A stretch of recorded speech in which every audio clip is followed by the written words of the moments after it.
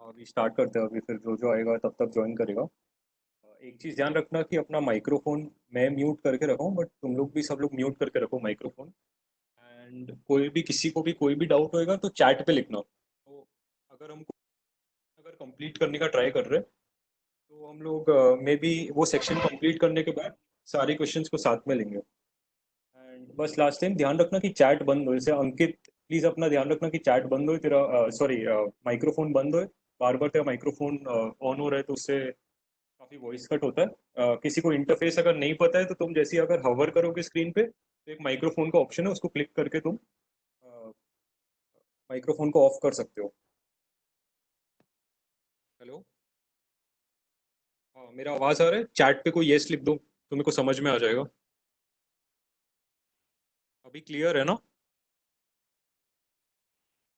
ठीक है, चल लेट्स स्टार्ट। तो आज हम लोग का जो सेशन है उसमें we will be dealing with the economic perspective of pricing any product. तो for any product you price उसमें हाँ, तो for any product you price उसमें तीन तरह है। And third thing is pricing based on what your competitor is trying to price. तो आज हम इकोनॉमिक पर्सपेक्टिव पे प्राइसिंग देखेंगे। एंड इसके लिए मैंने एक कंटेंट प्रिपेयर किया है। तो प्राइसिंग स्ट्रेटजी अभी हम लोग इकोनॉमिक पर्सपेक्टिव पे देखेंगे। Before we move on to directly how we should price something, basic terminology जानना काफी इम्पोर्टेंट है। तो first will start with margin. तो मार्ज जैसे these are very simple terminologies, the math behind this is not important, but पता रहना चाहिए कि अच्छा यार मार्जिन क्या है, मार्कअप क्या है। जिन तुमने सुना भी रहेगा कि जैसे मार्जिन एक डिस्ट्रीब्यूशन चैनल में अलग अलग जगह हर चैनल में अपीयर होता है। जैसे मैन्युफैक्चरर ने डिस्ट्रीब्यूटर को कोई गुड दिया, डिस्ट्रीब्यूटर ने होलसेलर को दिया, होलसेलर को दिया, रिटेलर ने कस्टमर को दिया, मैन्युफैक्चरर ने कुछ आइटम कुछ अमाउंट में बनाया रहेगा, उस पे वो मार्जिन ऐड करता है, डिस्ट्रीब्यूटर को बेचता है, डिस्ट्रीब्यूटर सेम चीज ऐसे करते रहता है, so on and so fourth. ठीक है, ये काफी सिंपल सा टर्मिनोलॉजी है। तो कोर्स का स्ट्रक्चर चलेगा कि हम लोग पहले काफी बेसिक लेवल से स्टार्ट करेंगे, बट बाद में थोड़ा डिफिकल्टी लेवल इंक्रीज होते जाएगा। बट कभी भी डिफिकल्टी लेवल ऐसा नहीं होएगा कि कुछ समझ में नहीं आ रहा है। मैं एक और चीज एक मैं काम करता हूँ कि हाँ ठीक है, को चैट पे बस लिखते जाना कुछ डाउट हो तो। ठीक है, तो margin basically occurs across all the end margin basically होता क्या है, selling price minus cost price divided by selling price. अब जैसे हम लोग को काफी लोग को मार्जिन के डेफिनेशन से लगता होगा कि यार margin is selling price minus cost price by cost price होना चाहिए। बट ये टर्मिन math is not important, again मैं बोल रहा हूँ, यहाँ पे टर्मिनोलॉजी इज वेरी इंपॉर्टेंट कि margin is selling price minus cost price by selling price. And then we have markup. Markup भी सेम है, बस मार्कअप परसेंट में नीचे कॉस्ट प्राइस आ जाता है। ठीक है, अब मार्जिन और मार्कअप को अगर मैं रुपीस में एक्सप्रेस कर रहा हूँ या कोई भी करेंसी में, तो that will be selling price minus cost price. तो margin and markup will be same if expressed in terms of currency. But अगर मैं परसेंटेज फॉर्म में एक्सप्रेस कर रहा हूँ तो मार्जिन में नीचे सेलिंग प्राइस आएगा, मार्कअप में कॉस्ट प्राइस आएगा। एंड इसको again math is not important, बस ये जानना जरूरी है कि यार इसमें तुम्हारे इंडस्ट्री में तुम मान लो स्टार्टअप कोई इंडस्ट्री में कर रहे हो, फिर तुमने कोई कंपनी ज्वाइन की, तो तुम्हारी इंडस्ट्री में क्या टर्मिनोलॉजी यूज होता है, मार्जिन यूज होता है कि मार्कअप यूज होता है। अब इसका फायदा क्या है, जैसे मार्जिन हम लोग को डेफिनेशन पता है कि यार selling price minus cost price पर सेलिंग प्राइस है। तो सिंपल मैथ करके we can get selling price in terms of cost price and margin. तो मेरे को मेरा प्रोडक्ट कॉस्ट प्राइस पता है, एंड मैं ये डिसाइड कर लिया कि मेरे को उसमें 20% या 30% मार्जिन कमाना है। एंड आई टू नो कि अच्छा सेलिंग प्राइस मार्जिन के रिस्पेक्ट में कैसे वेरिएशन होएगा। ये बहुत बेसिक चीज़ है। ठीक है, ये दोनों तो काफी बेसिक फंडा था। एक अभी, हाँ दूसरा अभी हम एक चीज लेंगे, डिमांड स्केड्यूल। तो डिमांड्स के बेसिकली हमें चाहिए रहता है relationship between price and quantity. ठीक है, तो जैसे अगर किसी ने माइक्रो इकोनॉमिक्स का कोई ऑनलाइन कोर्स लिया रहेगा या अच्छा माइक्रो इकोनॉमिक्स का किसी ने कोर्स लिया रहेगा तो उसको पता रहेगा कि अच्छा डिमांड का फॉर्म किसको बोलते हैं। बट नहीं लिया तो भी कोई एक ग्राफ है प्राइस और क्वांटिटी का, ठीक है, कि जैसे मैं अपना प्राइस को चेंज कर रहा हूँ वैसे मेरा क्वांटिटी कैसे चेंज हो रहा है। नेचुरली ये इंट्यूटिव है कि मेरा प्राइस कम रहेगा तो ज्यादा क्वांटिटी ऑफ गुड्स बिकेंगे, एंड मेरा प्राइस ज्यादा रहेगा तो कम क्वांटिटी ऑफ गुड्स बिकेंगे। जैसे आईफोन रिलेटिवली कम बिकता है कंपेयर टू सैमसंग, क्योंकि उतना स्पेंडिंग पावर पीपल में कम है, ठीक है। तो जैसे demand curve and demand schedule are two things. First we will look what is a demand schedule. Demand schedule basically ये है कि डिस्क्रीट पॉइंट्स है कि यार मेरा ये प्राइस था इतना क्वांटिटी बिका, ये प्राइस था इतना क्वांटिटी बिका, ये प्राइस था इतना क्वांटिटी बिका, ठीक है। अब यहाँ पे an interesting question to ask is that what's the best price to charge. कोई बता सकता है मतलब इसमें ये डिमांड स्केड्यूल को देख के कोई कंपनी या फिर कोई स्टार्टअप कैसे हम कैसे प्रिडिक्ट कर सकते हैं कि यार कौन सा बेस्ट प्राइस है चार्ज करने का, एडिशनल इन्फॉर्मेशन या कुछ भी चार्ट पे लिख सकते हो मतलब किसी को आता है तो।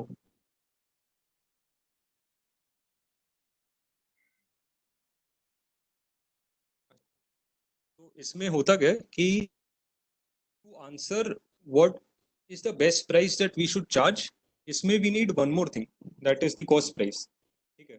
अब मान लो कि आइटम का कॉस्ट 1 रुपी 1 रुपी 1 रुपी है, ठीक है। तो नेचुरल कोई भी हाई स्कूल स्टूडेंट करेगा, यहाँ पे प्रॉफिट कितना हो जाएगा 900, यहाँ पे प्रॉफिट क्या हो जाएगा 1200, यहाँ पे प्रॉफिट क्या हो जाएगा 1000, ठीक है। Direct price selling price minus cost price into quantity, ये इतना बेसिक मैथ सबको आता रहेगा।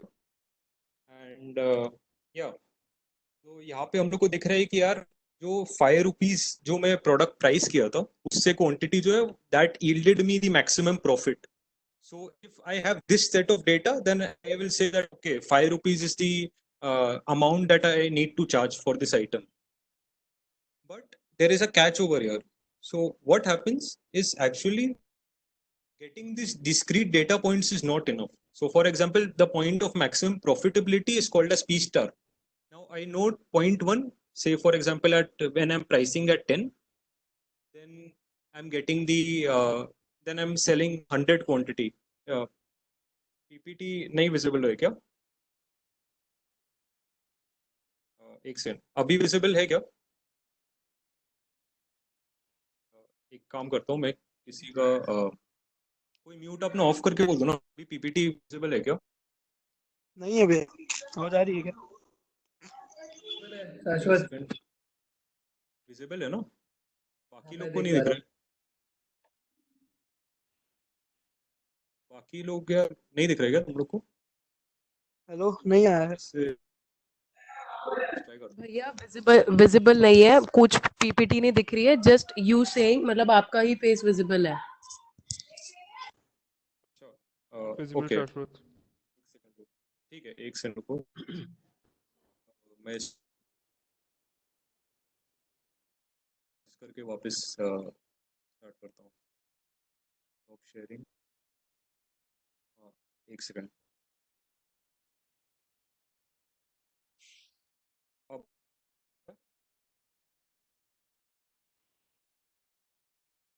भी अपना माइक्रोफोन म्यूट अनम्यूट करके बोल सकते हो। हाँ अभी है।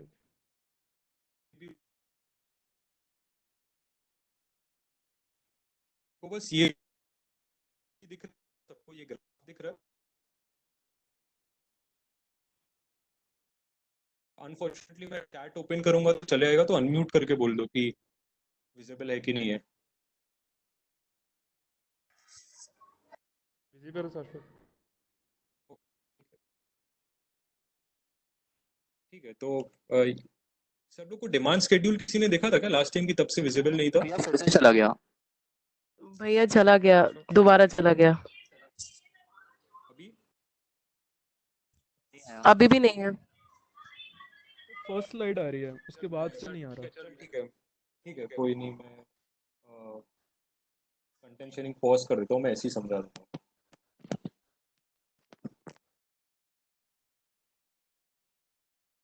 हेलो,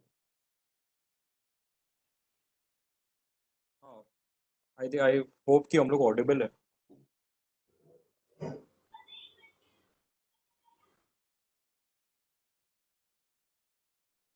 आवाज सुन रहे हैं सबको, कुछ भी रिस्पॉन्ड करना। हाँ ठीक है, सही सही सही। तो ठीक है, तो मैं थोड़ा स्लो जाऊंगा मैथ से। तो डिमांड स्केड्यूल्स आपने देखा था क्या, कैसा दिखता है? बेसिकली डिमांड स्केड्यूल ऐसा दिखता है, प्राइस का एक कॉलम रहता है एंड क्वांटिटी का कॉलम रहता है, ठीक है। एंड प्राइस वर्सेस क्वांटिटी से मेरे को पता चलता है, अच्छा प्राइस 10 रुपीज़ है तो मैंने 100 आइटम बेचे। मेरा प्राइस 5 रुपया है तो मैं 300 आइटम बेचा, 1000 आइटम बेचा। ठीक है, ऐसा जो टेबल होता है, एक 2D टेबल, एक टेबल हैविंग टू कॉलम्स, एक कॉलम में प्राइस रहेगा, दूसरा कॉलम में क्वांटिटी रहेगा। ये इसको हम लोग डिमांड स्केड्यूल बोलते हैं। ठीक है, अब डिमांड स्केड्यूल से it is very tough to find out what is the optimal price to charge. तो ये केस में हम लोग क्या करते हैं कि हमें कॉस्ट प्राइस भी चाहिए रहता है हर प्रोडक्ट का। तो मान ले प्राइस है मेरे पास, क्वांटिटी है, डिमांड स्केड्यूल है, और कॉस्ट है। ठीक है, तो मैंने प्राइस और क्वांटिटी लिख दिया और कॉस्ट लिख दिया। तो selling price minus cost price into quantity करूंगा तो मेरे को प्रॉफिट आ जाएगा। ठीक है, हर रो के करस्पॉन्डिंग मेरे को कुछ प्रॉफिट आएगा। ठीक है, एंड जो मैक्सिमम प्रॉफिट होता है फिर उससे मेरे को पता चलता है कि अच्छा ये रो मेरा ऑप्टिमम प्राइस है, तो मेरे को ये प्राइस पॉइंट पे प्राइस करना है। बट नॉर्मली क्या होता है कि ऐसा डिस्क्रीट पॉइंट अवेलेबल होना, मतलब अगर मेरे को पता लगना है कि मैं मेरा प्राइस से क्वांटिटी कैसे रिस्पॉन्ड कर रहा है, तो मैं कैसे करूंगा कि मैं एक स्टोर में एक प्राइस रखूंगा, दूसरे स्टोर में दूसरा प्राइस रखूंगा। बहुत हेक्टिक टास्क है ये, तो ये काफी टफ रहता है। तो डिमांड कर्व इसमें यूज करते हैं। तो यही मैं बोलता हूँ कि किसी ने अगर माइक्रो इकोनॉमिक्स का कोर्स लिया रहेगा तो उसमें डिमांड कर्व हम लोग यूज करते हैं। डिमांड कर्व काफी सिंपल चीज है कि एक एक्स एक्सिस पे we have quantity that is sold, Y axis पे we have the price at which the product और सर्विस इज। ठीक है, अब मेरे पास मान ले वो टेबल में 3 पॉइंट है, ठीक है, 10 रुपया, 5 रुपया, 2 रुपया, और मेरे को उसके corresponding I know the quantities, तो मैंने 3 पॉइंट ग्राफ पे प्लॉट कर दिए। बट ये डिस्क्रीट पॉइंट है। अब मेरे को ये डिस्क्रीट पॉइंट में मेरे को ये नहीं पता कि ग्राफ कैसे, इन 2 पॉइंट के बीच में ग्राफ कैसे फ्लक्चुएट कर रहा है।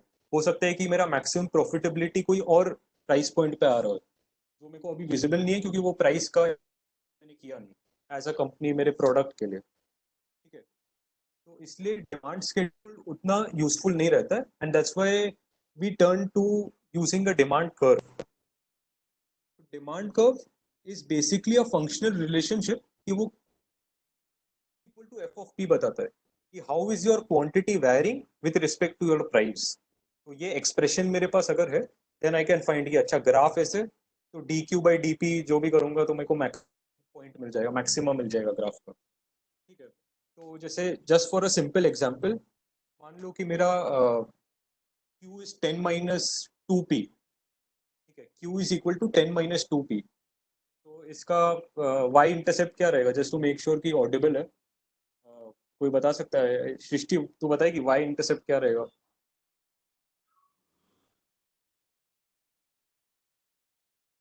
देखो,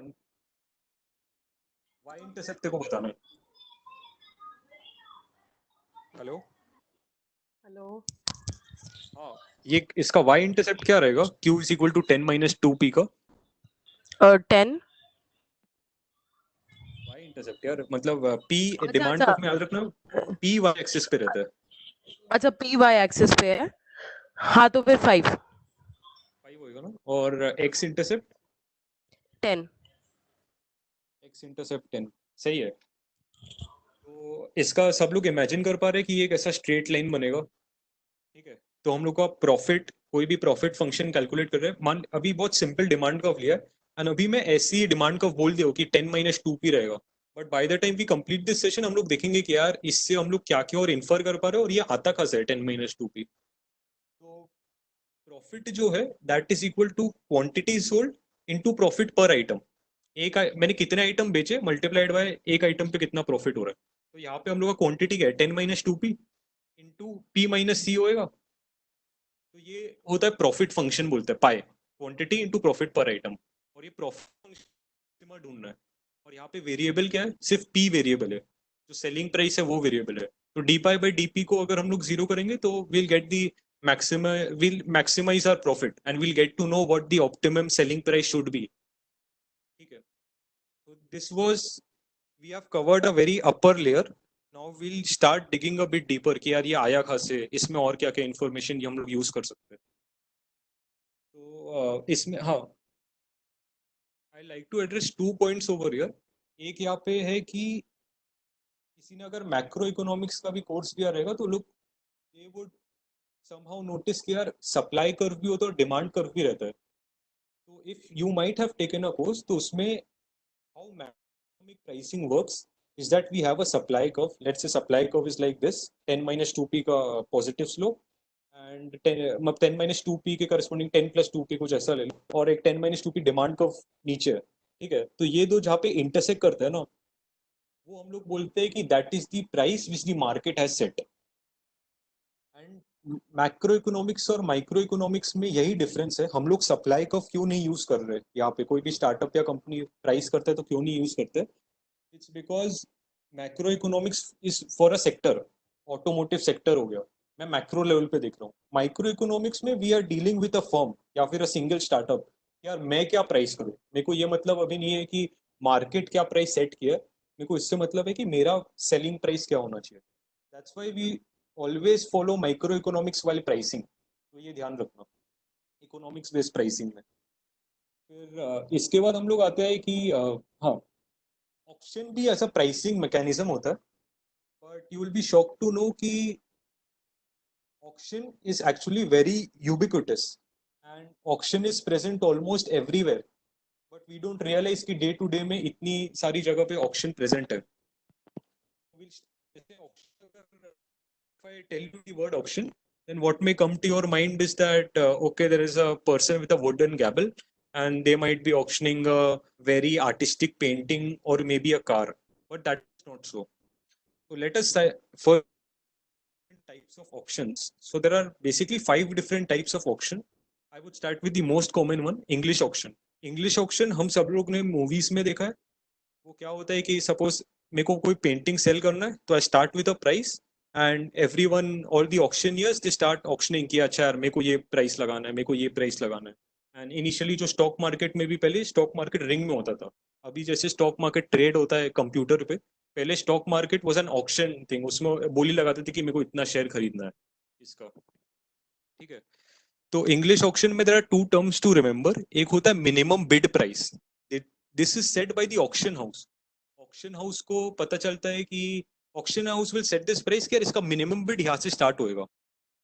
the second thing is minimum reserve price. So what happens is that if I want to sell my painting, then I give it to an auction house and I tell that auction house that this is my minimum reserve price. Even after auctioning, if the price is below this price, I wouldn't sell my painting.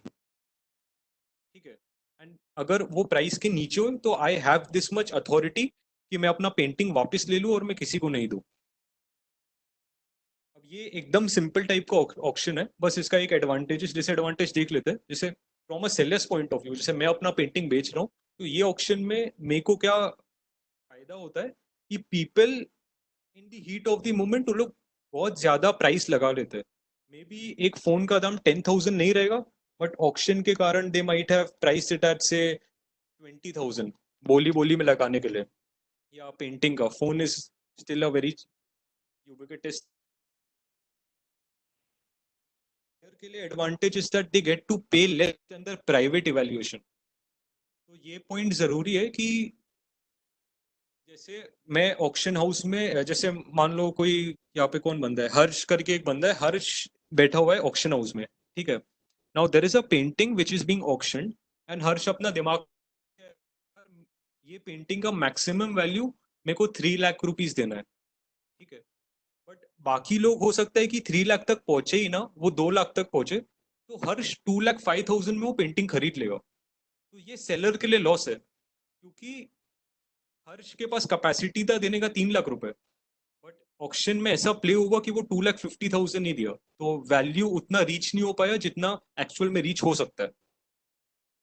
ये clear है क्या कि सबको? सब microphone on करके बोल सकते हो. English auction. यस. ठीक है यार, सब वीडियो ऑन कर लोगे क्या? मेरे को थोड़ा एक्चुअली एक्सप्रेशन पता नहीं लग रहा है, तो मैं उतने अच्छे से थोड़ा प्रॉब्लम ऐसा लगता है कि पता नहीं इंटरेस्टिंग लग रहा है कि नहीं, तो एक बार वीडियो ऑन कर लोगे क्या? तुम लोग सब अपना वीडियो ऑन कर लो माइक्रोफोन के साथ। ठीक है, तो अभी हम लोग दूसरा ऑप्शन जो करेंगे वो है डच ऑक्शन। तो डच ऑक्शन का काफी सही फंड है, and I was really very surprise when I got to know the Dutch auction. But इसको समझाने के लिए just imagine that you are seeing a clock. ठीक है, एंड मान ले ये क्लॉक का एक काटा है, and instead of the times की 12 o'clock 11 o'clock 10 o'clock, I have written the prices ki it is 10,000 9,000 8,000 7,000 6,000 so on and so forth. Okay, now what happens in a Dutch auction is that we start with the maximum price and then the price starts getting down. तो price start हुआ 10,000 से, but फिर वो price नीचे जाते रहेगा। English auction में क्या होता है, मिनिमम से स्टार्ट होता है और सब बोली लगाते हैं। यहाँ पे मैक्सिमम से स्टार्ट होता है और फिर नीचे आता है।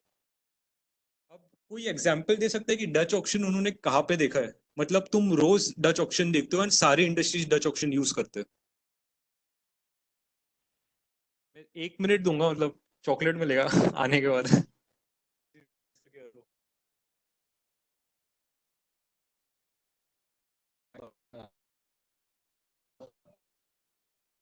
वॉइस कट रहा है यार, कोई आंसर करने ट्राई कर रहा है, चैट पे लिख सकते हो क्या? बार्गेनिंग में डच ऑक्शन नहीं यूज होता है? नहीं, बार्गेनिंग में कहाँ डच ऑक्शन यूज होता है? वो डिफरेंट कॉन्सेप्ट है। मतलब तुम ये चीज, ये गैजेट, ये चीज सब हर दिन यूज करते हो। Just to give you an example कि Dutch auction is used in cars, in mobiles, everything, clothes में भी। तो बेसिकली होता क्या है कि मान लो कार का एक नया मॉडल है, तो they have a certain price, then you as an auctioneer you have to make a decision कि यार ये कार मेरे को अभी लेना है, या am I willing to wait for a certain amount of time. But it may happen that in the amount of time you are waiting for that particular model or that particular color which you wanted on the first go, you wouldn't get that. So this is a decision which you are making, and many companies use Dutch auctions for this thing to gain insight कि user को segment करने पे भी ये दे use this thing कि user पहले purchase कर रहा है कोई प्रोडक्ट की बाद में परचेस कर रहा है।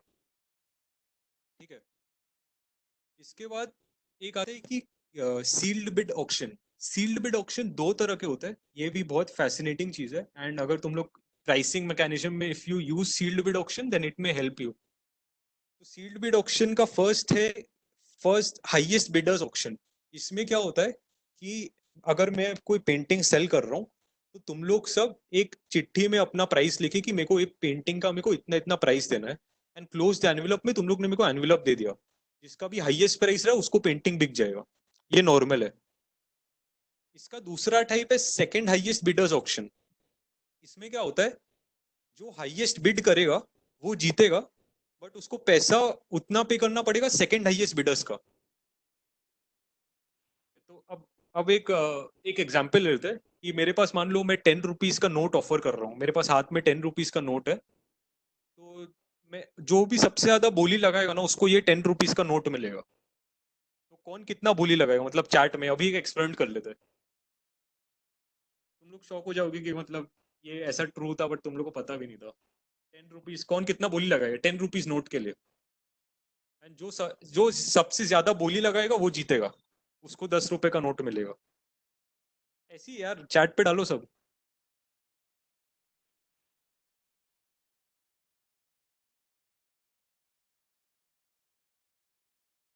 8 10 यार 18 पार्टिसिपेंट यार, डाल दो यार, और कोई जज नहीं मार रहा है। 10.1 16, अच्छा 20। ठीक है, तो आई थिंक क्या, तो इसमें वासु जीता, अच्छा नहीं, भरत जीत गया। ठीक है, अब बस कर दो। तो इसमें भरत जीत गया। ठीक है, तो यहाँ पे को 10 रुपीज के लिए 22 रुपीज मिला। ये था फर्स्ट हाईएस्ट बिडर्स ऑक्शन। अब मान ले मैं इसमें सेकंड हाईएस्ट बिडर्स ऑक्शन कर रहा हूँ, मैं बोला कि यार जो हाईएस्ट बिड लगाएगा वो जीतेगा, बट जो सेकंड हाईएस्ट बिड होएगा वो उसको पे करना रहेगा। तो मान ले कि मैं और तो एक और जन है, हम लोग दोनों ने कुछ बिड किया कि यार 20 रुपीज और 22 रुपीज, तो वो जीतेगा बट उसको पे सिर्फ 20 रुपीज करना रहेगा। सबको क्लियर है कि ये बिड ये ऑप्शन में क्या हो रहा है, ठीक है। तो अब लोग मेरे को 10 रुपीज के लिए, अब 10 रुपीज के लिए ऑप्शन करो, मतलब अब क्या ये रहेगा, वैल्यू तुम क्या दोगे?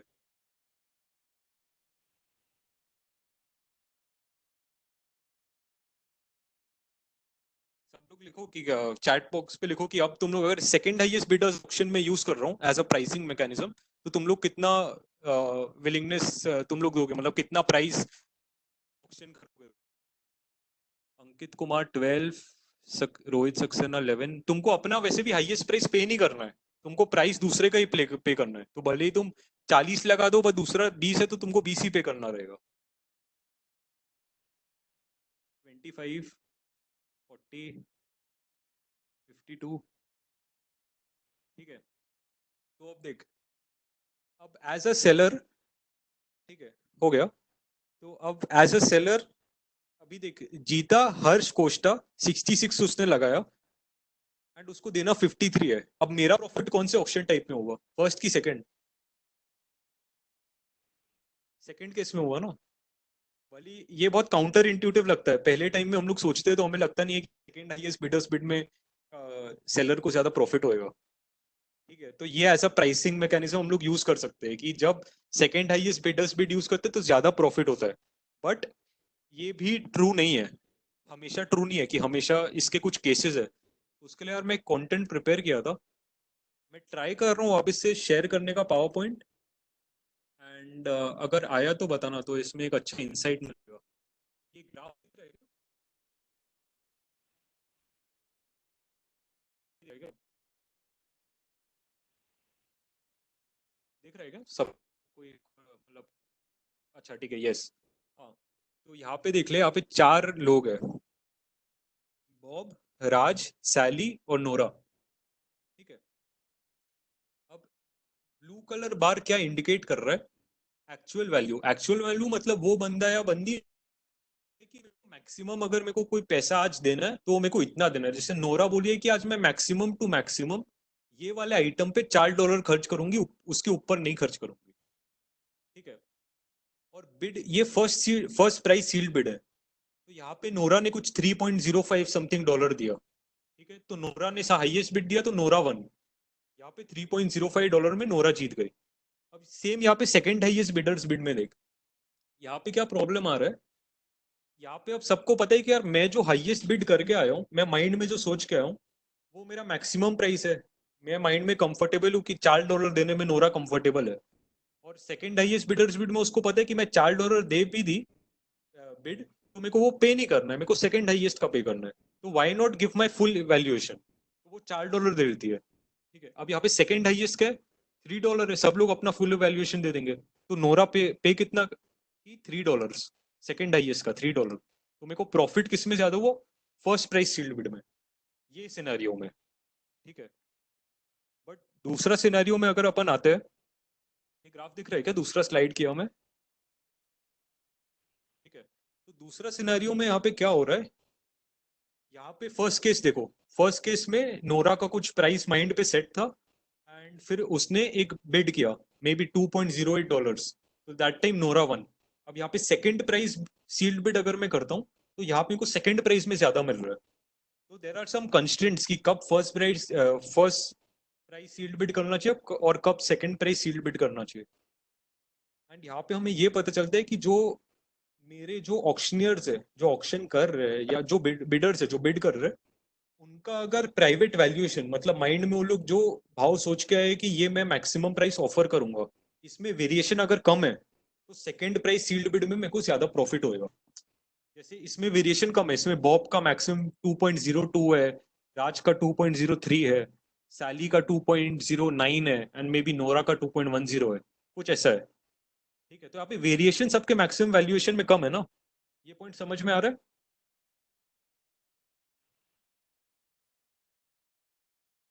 कि दो, ये समझ में आ रहा है ना, मतलब कि नोरा सैली का जो हाईएस्ट अमाउंट है जो माइंड में सोच के उसका डिफरेंस कम है, ठीक है। बट फर्स्ट केस में क्या था, इनका डिफरेंस बहुत ज्यादा था, एक एक दो दो डॉलर का डिफरेंस है। तो जहाँ पे बिडर जो है उनका स्पेंडिंग कैपेसिटी अगर काफी ज्यादा डिफरेंस है तो मेरे को first price sealed bid option करना है। और अगर अगर बहुत कम डिफरेंस है तो second price sealed bid auction करना है, ठीक है। यही डिफरेंस था। एंड हाँ, अब मेरा आई थिंक स्क्रीन शेयरिंग का काम भी हो गया है, तो आई थिंक अभी हम लोग सिर्फ वॉइस से काम चला सकते हैं। अब लास्ट ये ऑक्शन के बाद लास्ट होता है B2B ऑक्शन। B2B ऑक्शन का क्या फंडा है कि जैसे मैं मेरा एक स्टार्टअप है, जैसे ट्रैश कैश के लिए मेरे को स्टील किट्स चाहिए, ठीक है। तो मेरे पास, मैं वाराणसी में किसी एक जन से टाई अप किया, वो मेरे को बोल रहे हैं कि अच्छा यार मैं तेरे को 1 किलो स्टील किट इतना रुपए में दूंगा, मान लो 1000 रुपए में दूंगा, ठीक है, कुछ भी, मेरे को पता नहीं प्राइस कितना है, मान लो 500 रुपए 1000 रुपए में देगा। अब मैं क्या करता हूँ कि आई गो टू मैं एक सेंटर में जाता हूँ, वो सेंटर को हम लोग बोलते हैं एक सेकंड ना, रिवर्स ऑक्शन फैक्ट्री बोलते हैं इसको, रिवर्स ऑक्शन भी बोलते हैं B2B ऑक्शन को। इसमें क्या होता है कि मैं रिवर्स ऑक्शन फैक्ट्री में अपना स्पेसिफिक क्राइटेरिया बताया कि I want this much number of steel kits and these are my criteria, size इतना होना चाहिए, इतना इतना सब क्राइटेरिया दे दिया। वो फैक्ट्री क्या करता है, वो फैक्ट्री जितने भी शॉप को जानता है, वो सारे शॉप को आपका ऑर्डर दे देता है कि यार ये कंपनी है, ये कंपनी का ये ऑर्डर है, ठीक है। एंड 11 o'clock उनका बिड स्टार्ट होता है। तो क्या होता है कि सब लोग 11 o'clock को everyone will start bidding कि okay I will quote this price, seller A will quote this price, seller B will quote this price, seller C will quote this price, and this will go on till 1 hour. It is usually of 1 hour or 1.5 hour. Let's say it's of 1.5 hour, and the price keeps on decreasing. Okay, because they all are competing for that bulk order. Yeah, I want this bulk order this particular corporate.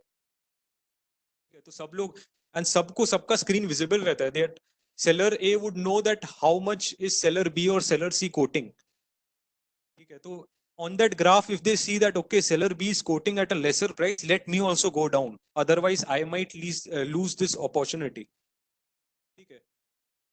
A very crude thing or selfish thing that happens over here is that कि मान ले मेरे को वाराणसी में मैं जिससे tie up किया था जो स्टील किट से, वो मेरा ऑलरेडी सप्लायर है एंड मेरे को उसी से लेना है, बट उसका दाम गिराने के लिए मैं जानबूझ के ऑक्शन करता हूँ कि उस पर प्रेशर पड़े कि यार हो सकता है कि मेरा ये जो कस्टमर है ये कहीं और चले जाए। Getting my point? ठीक है, तो ये एक फंडा रहता है। बट इसमें another important thing to note is the lowest bidder will not always win. कि मान ले मैं एज अ सप्लायर मैं रेट किया कि यार मैं 100 रुपए में स्टील का किट बेच दूंगा, तो वो ऑर्डर मेरे को नहीं मिलेगा, ऐसा जरूरी नहीं है। तो reverse auction factory comes in at this place, उसके पास हर एक सप्लायर का रेटिंग रहता है and it provides that rating and provides the recommendation to that corporate कि यार you should buy from this supplier, it is competitively lower as it has a better rating or reputation in the market, so why not we go ahead with this thing. ठीक है, तो ये हम लोग का काफी इकोनॉमिक्स का बहुत बेसिक फंडा था कि हम लोग प्राइसिंग मैकेनिज्म्स ऑक्शन में कैसे, या ऑक्शन टाइप्स क्या होता है।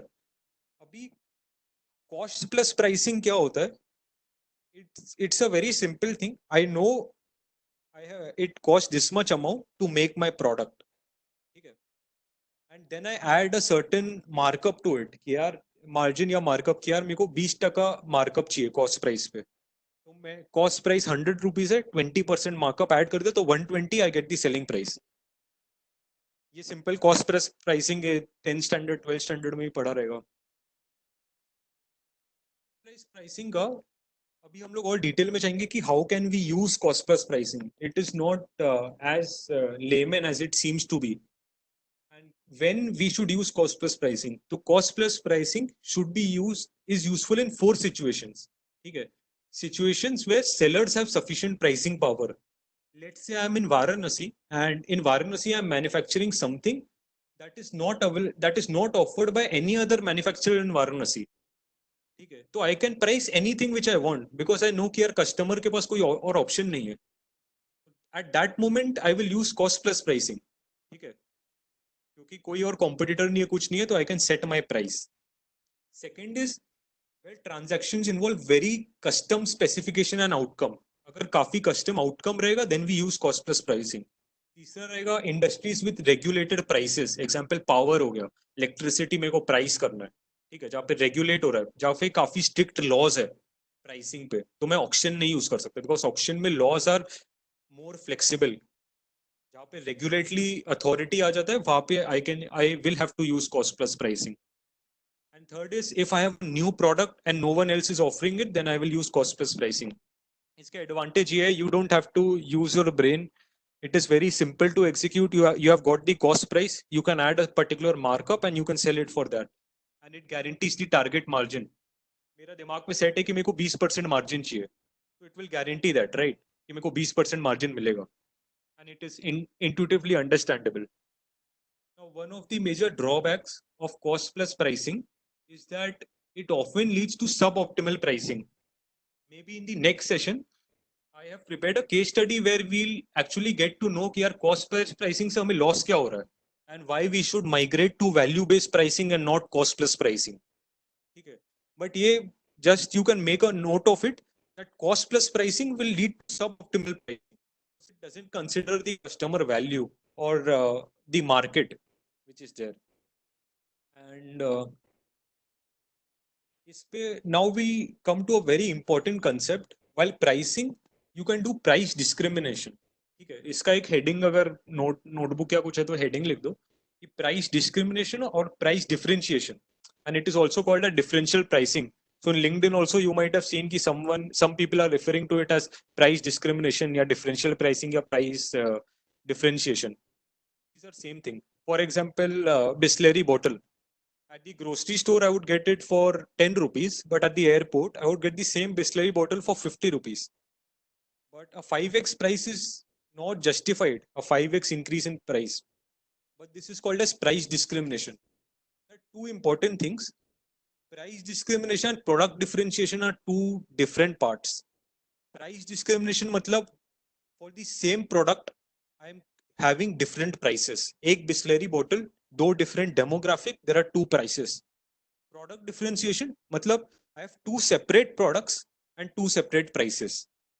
ठीक है, जैसे मान ले मैं bicycle series बना रहा हूँ तो I am offering two different kinds of bicycle, X250 and X300. So those are different products. That's a product differentiation. And X300 is priced higher than X250, right? Now, from the buyer's perspective, why do we accept price discrimination? कि यार Bisleri 50 rupees में बेच रहा है, तो why do we accept that? Now, in case of higher price discrimination, price can be less important than some other factors. For example, say let's say right now in the COVID situation, if I am at the airport right now and I get an option that I have a packaged Bisleri bottle or I have to go to a water cooler and drink from that water cooler. So keeping my mindset in mind, currently comfort is a much higher value driver to me compared to price.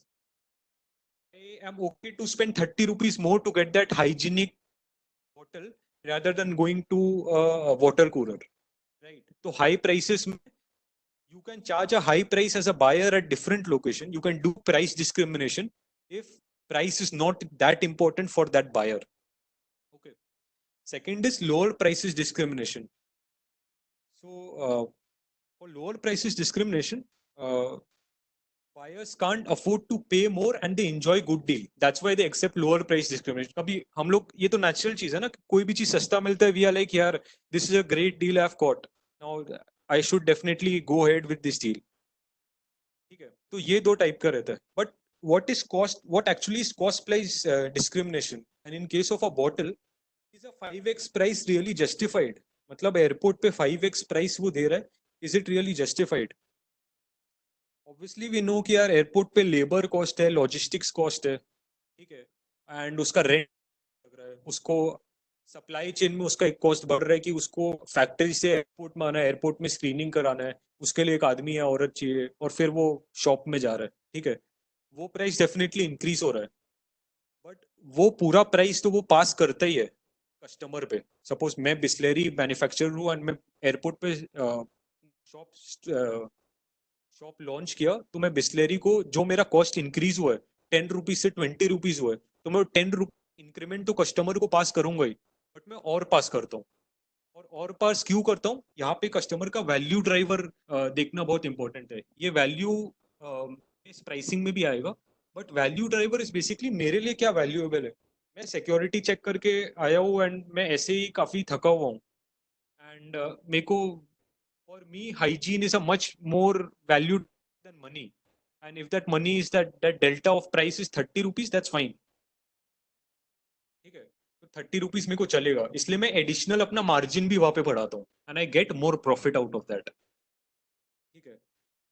And इसका reverse, अगर seller को कोई चीज का less price लग रहा है, उसका कॉस्ट रिड्यूस हो गया, मान ले कि यार जहाँ पे बिस्लरी मैन्युफैक्चर हो रहा है उसके बाजू में ही मैं शॉप खोल लिया, तो मेरा सप्लाई चेन रिड्यूस हो रहा है, बट तो भी मैं सारा बेनिफिट कस्टमर को नहीं पास करता हूँ, मैं सेम प्राइस में ऑफर करता हूँ. ठीक है. तो ये दो चीज कीपिंग इन माइंड कि तुम्हारा प्रोडक्ट तुम कौन सा डेमोग्राफिक में कर रहे हो, ये तुम देख सकते हो. ठीक है. इसके बाद हम लोग एक काफी सही चीज पे जाएंगे, प्रोडक्ट लाइन प्राइसिंग प्रिंसिपल. ठीक है. अब very few companies sell only one kind of products and each product a set of products are having demand interrelationships. ऐसा हो सकता है कि if the price of one product is going higher, maybe it would affect the sales of another product. ठीक है, P1 का price मैंने बढ़ा दिया तो P2 का हो सकता है सेल्स गिर जा रहा है, ऐसा हो सकता है. जस्ट फॉर एन एग्जांपल, मान ले कि वो बाइसिकल वाला एग्जांपल लेते हैं.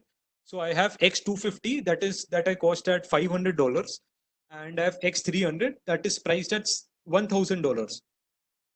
ठीक है. बट लेट्स से मैं X250 को आई प्राइस इट एट $750. तो हो सकता है कि यार जो $1,000 वाला जो $1,000 का था वो $750 में ही ले ले रहा है. ठीक है. या फिर हो सकता है कि उसको लगेगा कि यार मेरे को अपग्रेडेड वर्जन सिर्फ $250 में मिल रहा है, पहले $500 देना पड़ा था, अब $250 में ही मिल रहा है. तो जितने भी जन X250 ले रहे थे वो अभी X300 लेंगे. तो यहाँ पे क्या हुआ, मैं X250 का प्राइस बढ़ाया तो X300 का सेल्स बढ़ गया. ठीक है. तो ये समझ में आया कि डिमांड इंटर रिलेशनशिप है, एक का प्राइस में कर लो तो it is affecting the price of the other product. ठीक है. अब इसमें ये है कि product lines are very important. If you are building, हम हमेशा अपने पिच डेक में भी we put a single price, यार ये इसका प्राइस रहेगा and we will have this product. But you should have a variation of products की सेम बाइसिकल वाला एग्जांपल में, if I have just one bike say for $500, then maybe a customer, let's say Vidya, with the Vidya Bhushan, we have Vidya Bhushan with us, and he comes to our shop and he has got very rich and he's willing to pay $1,000.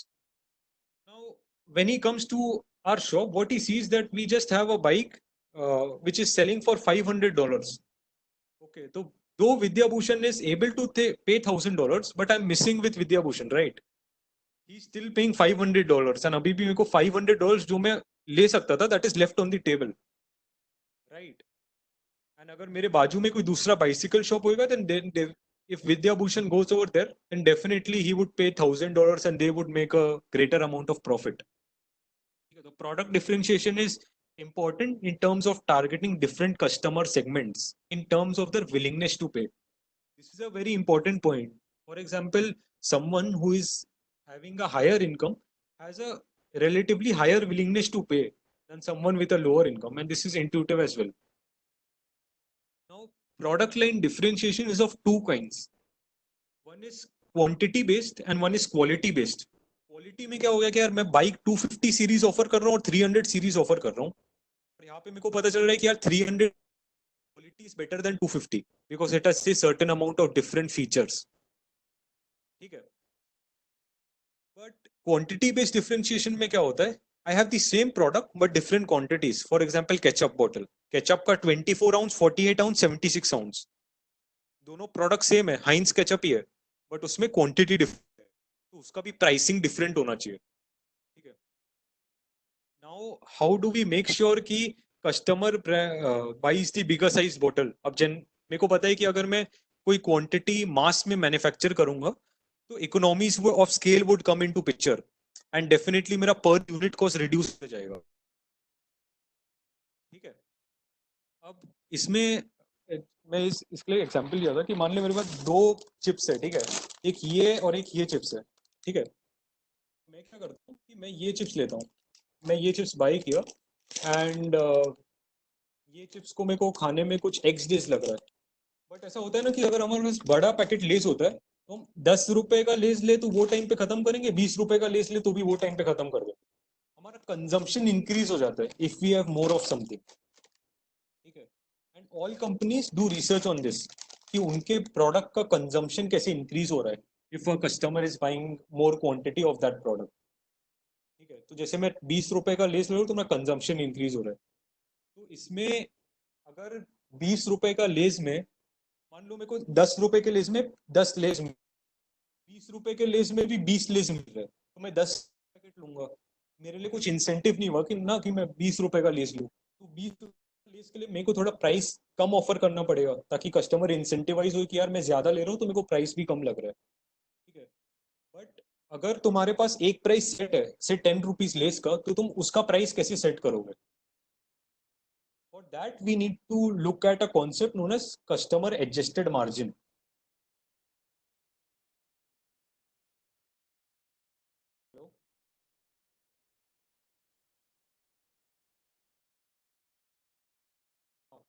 I think अटक गया, सबको दिख रहा है क्या?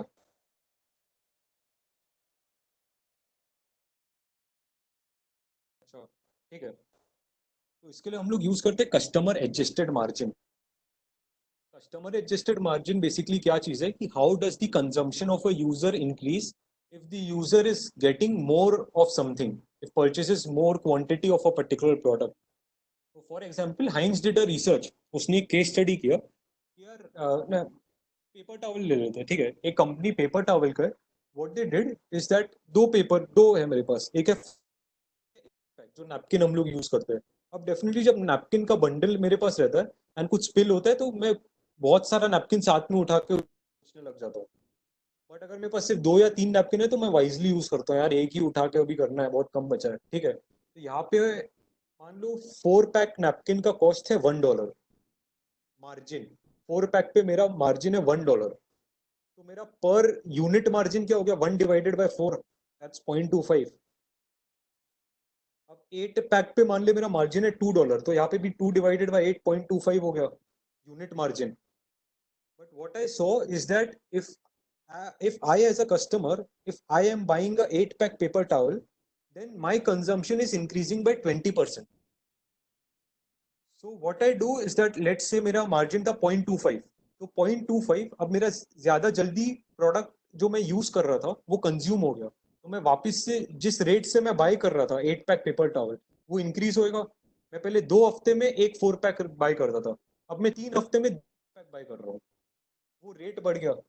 तो वो rate को अकोमोडेट करने के लिए हम लोग उसको 1 + दैट परसेंटेज लेते हैं। तो if there is a 20% increase, so let's say 1.2 is the rate, तो 0.25 was the margin, 0.25 into 1.2 that amounts to 0.3। तो यहाँ पे मेरा actual unit margin is 0.3 not 0.25, 2/2 है अगर $2 पे प्राइस है। तो यहाँ पे हम ये डेटा यूज करके ये निकाल सकते हैं कि मेरा सेलिंग प्राइस क्या होना चाहिए। तो मान लो 8 पैक का मेरा सेलिंग प्राइस X होना चाहिए, and I know that okay my actual margin would be 1.2 times X, ठीक है। जो मेरा यूनिट मार्जिन रहेगा 1.2 टाइम्स दैट, तो X into 1.25 is equal to let say मेरा 4 पैक में मार्जिन आ रहा था 0.25, 1/4। लेट से मेरे को 8 पैक में भी सेम मार्जिन कमाना है, तो मैं क्या करूंगा 1.2x इज इक्वल टू 0.25, तो यहाँ पे X का वैल्यू हो जाएगा 0.21। X का वैल्यू 0.21 हो गया, तो now what was X? X was the selling price divided by 8. So 8 into 0.21. So $1.68 में I can sell my 8 pack. For $2. तो $1.68 में मेरे को कुछ प्रॉफिट हो रहा है, $2 में कुछ प्रॉफिट हो रहा है, ठीक है। तो इसमें हम लोग कुछ किसी में भी वेरिएशन कर सकते हैं। एक विशेष ने क्वेश्चन पूछा है कि is this all checked only in FMCG? So basically it is not. For FMCG, definitely it is checked because the consumption pattern for food definitely increases. But there might be other examples where people would be using more of a product if they purchase a higher price. ऐसा हो सकता है, ठीक है। But right now it's done only in FMCG. But you can definitely find a product. ऐसा नहीं है कि कोई example exist नहीं करता। यहाँ तक सबको clear है क्या? ये वाला part clear है ना? हाँ, ठीक है। अब हम लोग इस पे आते हैं कि एक मेरे को, अच्छा मैं स्क्रीन शेयर का वापस ट्राई करूंगा। तो रिग्रेशन सबको पता है क्या? I think first and second year को रिग्रेशन पता है क्या? कि ब्रीफ एक्सप्लेनेशन जी पता है क्या? अच्छा ठीक है, रिग्रेशन में बेसिकली क्या है कि अब जैसे मान ले एक डेटा सेट है, डेटा सेट में इमेजिन कर आई हैव टू कॉलम्स, ठीक है। Column one is is years of experience and column 2 is actually the salary which I am getting, ठीक है। तो आई वांट टू, वो डिफरेंट डिफरेंट डिस्क्रीट है, ठीक है। ये years of experience को ये सैलरी मिल रहा है, ये years of experience को ये सैलरी मिल रहा है, ठीक है। And different different data points है। तो मैं एक जो डेटा पॉइंट को मैं ग्राफ में प्लॉट करता हूँ और उसमें एक लाइन ड्रॉ करता हूँ, ऐसा लाइन ड्रॉ करता हूँ कि ये पॉइंट्स को बेस्ट फिट कर रहा है, ठीक है। तो इसको लीनियर रिग्रेशन, अभी के लिए इसको लीनियर रिग्रेशन मान लो, ठीक है। अब लीनियर रिग्रेशन से we get three things which are very important: price elasticity, cross price elasticity and income elasticity, ठीक है। तो मैं एक सैम्पल डेटा सेट बनाया था, शेयर करने का ट्राई कर रहा हूँ, बताना कि ये विजिबल है कि नहीं है।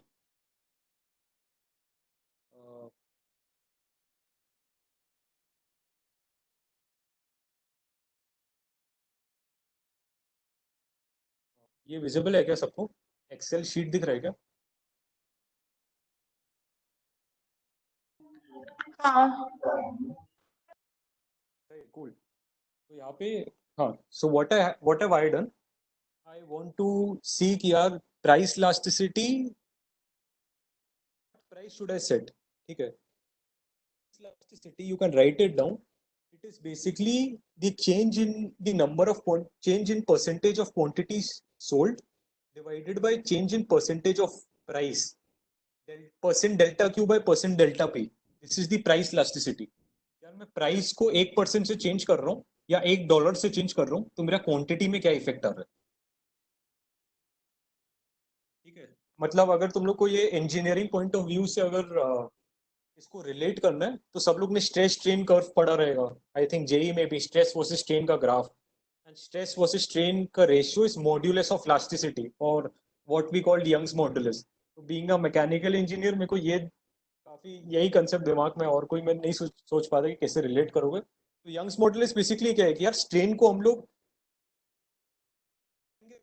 कितना चेंज होएगा, बेसिकली यंग्स मॉड्यूलस यही है, ठीक है।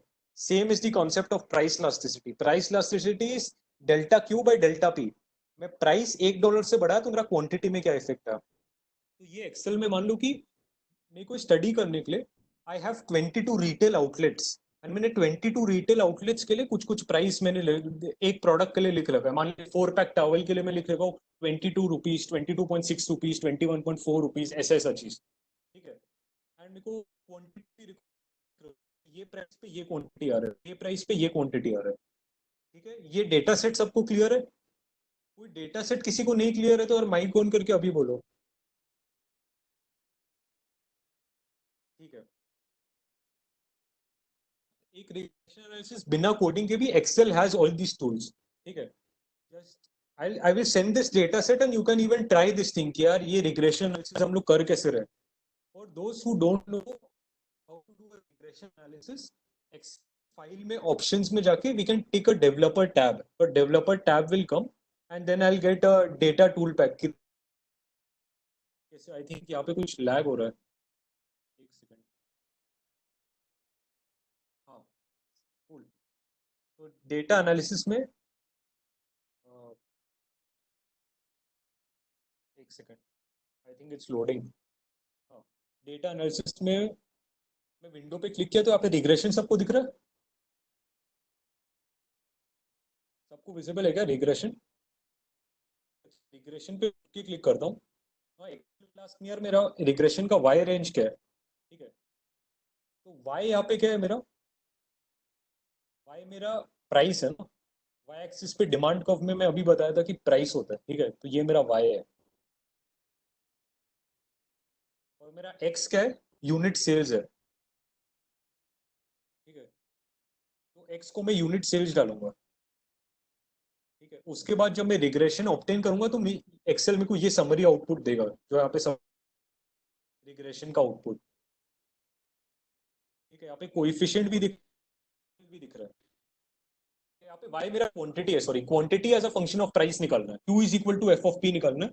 तो y मेरा क्वांटिटी है और x मेरा प्राइस है, तो यहाँ पे मेरा ये स्ट्रेट लाइन का इक्वेशन स्लोप ये है, तो मेरा क्वांटिटी Q क्या हो गया 1204 माइनस 32 टाइम्स P। ये हो गया मेरा इक्वेशन क्वांटिटी का, दैट हाउ इज इट। ठीक है, अब इसमें जो x वेरिएबल है ना, जो यहाँ पे 32 है, that is my price elasticity. Now it is negative, what does it suggest, that if I am increasing my price the quantity is going down, and that is intuitive. Price बढ़ाऊंगा तो मेरा quantity sell कम होएगा कोई good का। Is this does this make sense to you guys? अब समझ में आ रहा है यार कि मुझे कि यस टाइप कर दो यार।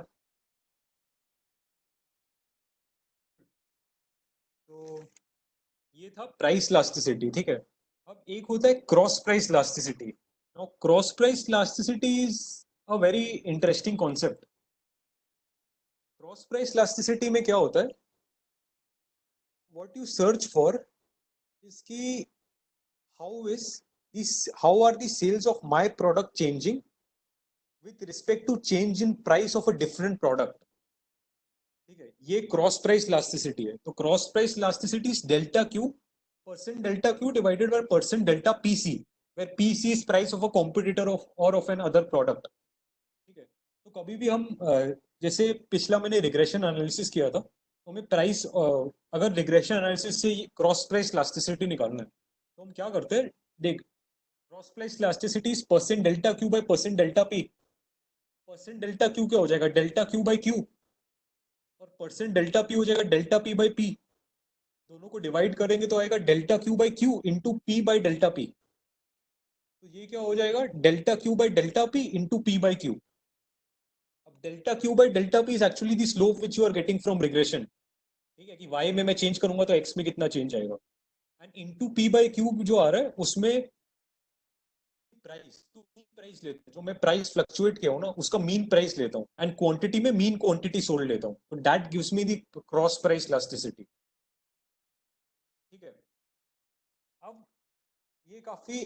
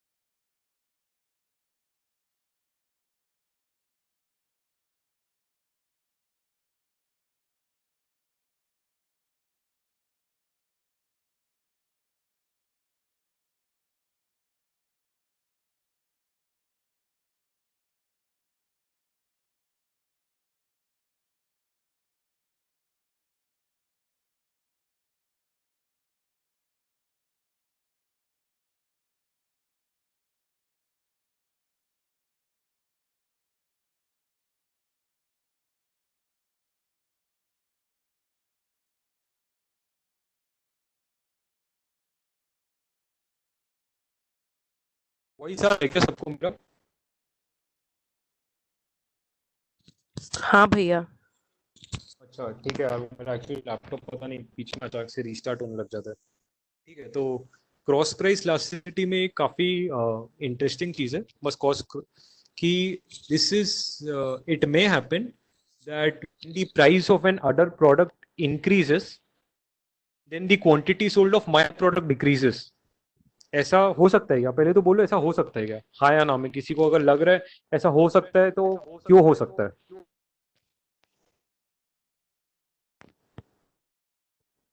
क्वेश्चन समझे क्या? प्रोडक्ट का प्राइस बढ़ रहा है तो मेरा प्रोडक्ट जितना सेल हो रहा था जो हो रहा था वो घट रहा है, ऐसा हो सकता है? मेरे कॉम्पिटिटर का प्राइस बढ़ रहा है तो मेरा क्या? आपने बाइसाइकिल वाला जो एग्जांपल दिया था, हाँ उसी में वही देखा कि X300 है और X250 है, तो अगर हमने 250 का दाम बढ़ा दिया, लेट्स से $500 से 750, तो 300 का सेल्स बढ़ सकता है। सही सही, वो मान ले वो मेरा ही प्रोडक्ट डिफरेंशिएशन था क्योंकि मैं एक ही कंपनी था, बट यहाँ क्रॉस प्राइस इलास्टिसिटी में हम लोग बात करते हैं डिफरेंट प्रोडक्ट का डिफरेंट कंपनी से। ऐसा हो सकता है कि कोई दूसरा मेरा कॉम्पिटिटर कंपनी प्राइस बढ़ा रहा है और मेरा सेल घट रहा है। हाँ, क्योंकि वो एक कंपटीशन है, तो फिर अगर उसने प्राइस अपना लेट से कम कर दिया। आप एक मिनट रिपीट करेंगे भैया प्लीज?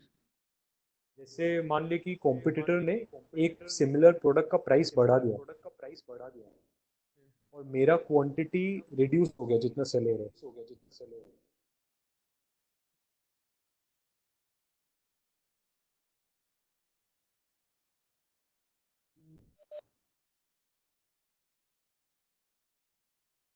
ठीक है, तो आई नो ये काफी काउंटर इंट्यूटिव है, बट ऐसा काफी सिनेरियो में होता है।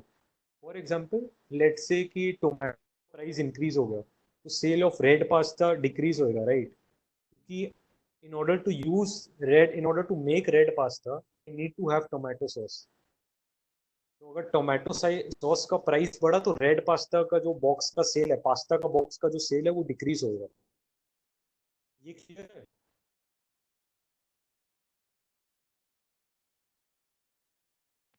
अभी भी एको हो रहा है क्या?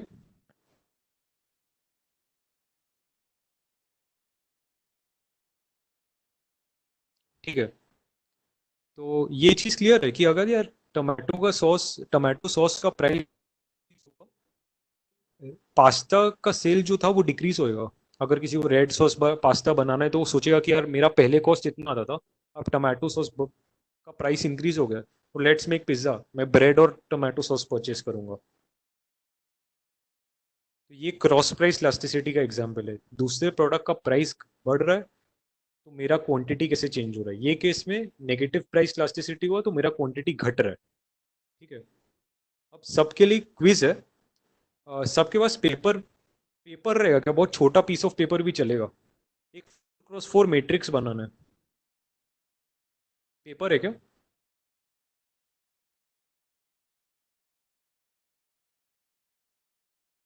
मैं समिट फैमिली पे ना एक फोटो डाल रहा हूँ।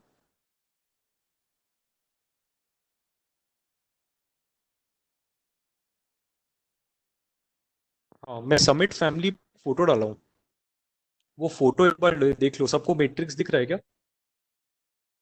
टूथपेस्ट का ब्रांड का मैट्रिक्स है। ठीक है, डिफरेंट डिफरेंट टूथपेस्ट है, Aquafresh, Colgate, Crest and मेटाडेंट।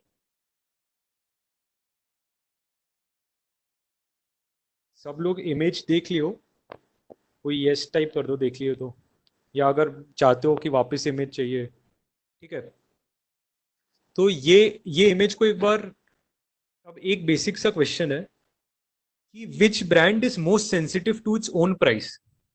अब ये बेसिकली ये मैट्रिक्स प्राइस लास्टिसिटी बता रहा है कि एक ब्रांड वन का ब्रांड टू के साथ प्राइस लास्टिसिटी कितना है, उसका वैल्यू बता रहा है। तो कौन सा brand is most sensitive to its own price? इसका आंसर, इसको भी चॉकलेट मिलेगा यार सही जवाब देगा आने के बाद। काफी सिंपल क्वेश्चन है, तो क्वेश्चन समझा ना सबको?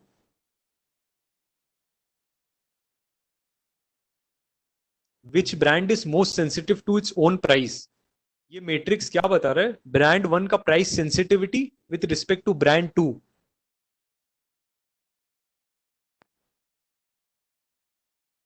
नहीं नहीं, क्वेश्चन कहा है, क्वेश्चन में पूछ रहा हूं तुम लोग को सिर्फ अभी मैट्रिक्स देखना है, मैट्रिक्स का कॉलम भी आर टूथपेस्ट ब्रांड्स, मैट्रिक्स का rows is also toothpaste brands जो लेबल्स है, and that matrix is filled with certain values, those values are price elasticities. Matrix यार मैं ई समिट फैमिली पे मेल मतलब इमेज भेजा हूँ। अच्छा ई समिट फैमिली पे शायद से वही था, एक सेकेंड यार, ये इसमें बैक कैमरा नहीं है। ठीक है, जिसको जिसको भी दिख रहा है यार, कोई ऐसा है जिसको आंसर आ गया या क्वेश्चन नहीं समझा तो मैं वापस रिपीट करूं?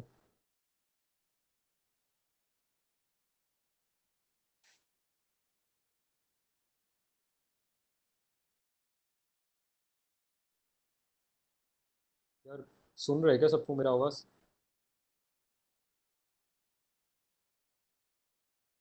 एक सेकंड यार, मैं यही से दिखा देता हूँ।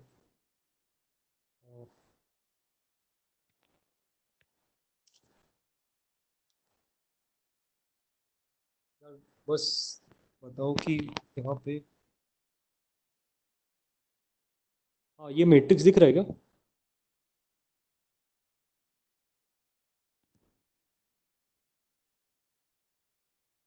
यार पेपर पेन है क्या? मैं बोल देता हूँ वैल्यू, तुम लोग लिख लो। ठीक है, तो ए11 ए12 में ऐसे बोलूंगा। पहला है -4.2, पहला रो है -4.2 1 0.8 2। कोई किसी में भी लिख लो, एक्सेल पेपर पेन किसी में भी। -4.2 1 0.8 2, ये पहला रो है। सब लिख लिए?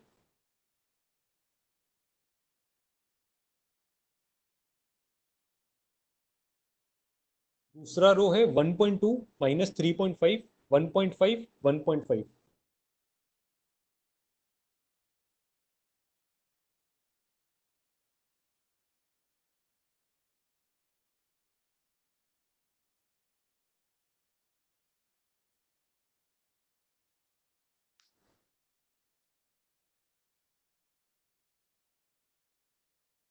ठीक है, मैं सब ग्रुप पे एक्चुअली अभी डाल दिया तो सबको विजिबल हो जाएगा।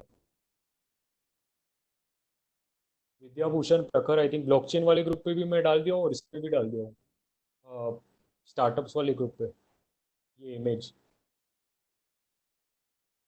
सब मैट्रिक्स खोल के बैठे हो यार, मेरे को बाकी लोग का रिप्लाई नहीं आ रहा है। कोई मैसेज कर सकता है क्या? एक बार सब लोग कुछ बोल सकते हो कि हाँ मैट्रिक्स आ गया है? विद्याभूषण बोल रहा हूँ, और सबके पास मैट्रिक्स है?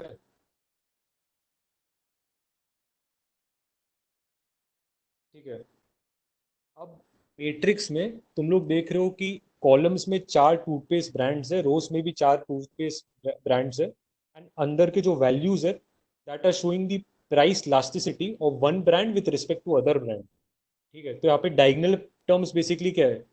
एक ब्रांड का खुद के साथ लास्टिसिटी कितना है, तो प्राइस लास्टिसिटी हो गया, and non diagonal terms are cross price elasticity. ये क्लियर है? क्योंकि प्राइस लास्टिसिटी में हम लोग खुद का क्वांटिटी में चेंज देखते हैं, खुद का प्राइस का फ्लक्चुएशन के साथ, एंड क्रॉस प्राइस लास्टिसिटी में कॉम्पिटिटर्स का प्राइस फ्लक्चुएशन के साथ क्वांटिटी का चेंज देखते हैं। तो diagonal terms are price elasticity, non diagonal terms are cross price elasticity. तो यहाँ पे which brand is most sensitive to its own price? Price elasticity अगर समझोगे तो इसका मतलब यार कोई डांटेगा नहीं, रॉन्ग आंसर मिलेगा तो आराम से बोलो यार, फिर मेरे को पता चलेगा कि मैं अच्छे से समझा रहा हूँ कि नहीं समझा रहा हूँ, नहीं मैं बेटर समझा पाऊंगा। एक्वा फ्रेश एक आंसर है, और बाकी कोई? विशेष भी एक्वा फ्रेश बोल रहा है, और कोई?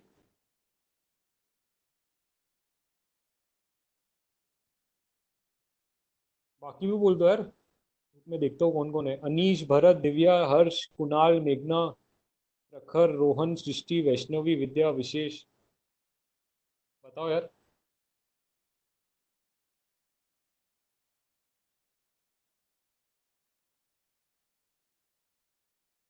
एक्वा फ्रेश, अब तक जब सब आंसर नहीं करेंगे तब तक आगे नहीं जाएंगे। कुणाल एक्वा फ्रेश, बाकी मेघना कुछ आंसर नहीं की अब तक।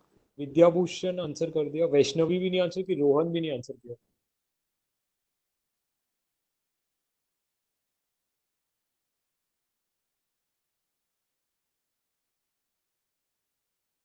चल ठीक है, एक्वा फ्रेश का सबसे ज़्यादा प्राइस इलास्टिसिटी है क्योंकि उसका वैल्यू 4.2 है। अब क्रेस्ट का सबसे बड़ा कॉम्पिटिटर कौन है, ये मैट्रिक्स को देख के अपन पता लगा सकते हैं। क्रेस्ट का सबसे बड़ा कॉम्पिटिटर कौन है, ये क्रॉस प्राइस इलास्टिसिटी देखना पड़ेगा इसमें।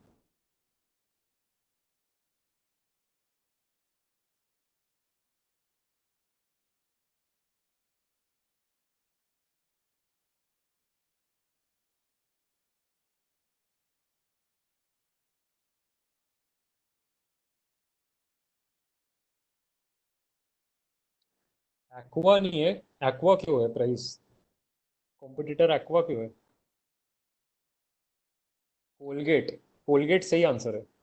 एक, सबसे ज्यादा वैल्यू किसका है क्रॉस प्राइस इलास्टिसिटी का, क्रेस्ट के कॉलम में। क्रेस्ट के कॉलम में क्रेस्ट का खुद का प्राइस इलास्टिसिटी है, बट यहाँ पे हमें क्रॉस प्राइस इलास्टिसिटी देखना है, तो कोलगेट का है राइट 1.5, मतलब और 1.5 पॉजिटिव है।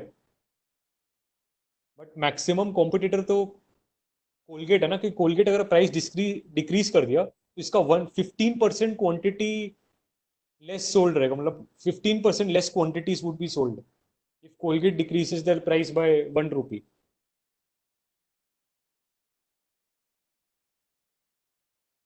ठीक है, तो यहाँ पे इसका मेन क्रेस्ट का competitor is Colgate.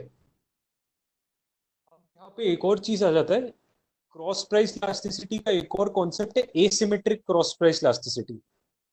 Asymmetric cross price elasticity का फंडा क्या है कि मान ले कि दो कंपनी है, वोल्क्सवैगन एंड ऑडी, और ऑडी, मान ले if Audi lowers their price then it may onboard few customers who were purchasing Volkswagen earlier.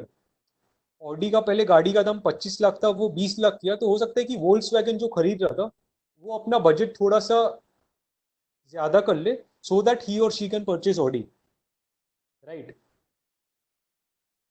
But is that true in case of Volkswagen? Volkswagen अपना प्राइस को अगर गिराया तो Audi के customers तो वोल्क्सवैगन में नहीं आएंगे, तो there is a kind of asymmetricity over here.